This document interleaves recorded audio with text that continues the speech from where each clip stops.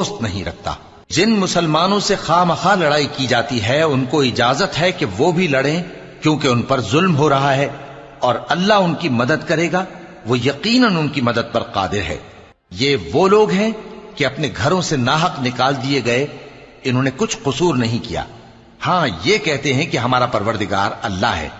اور اگر اللہ لوگوں کو ایک دوسرے سے نہ ہٹاتا رہتا تو خانقاہیں اور گرجے اور یہودیوں کے عبادت خانے اور مسلمانوں کی مسجدیں جن میں اللہ کا کثرت سے ذکر کیا جاتا ہے گرائی جا چکی ہوتی۔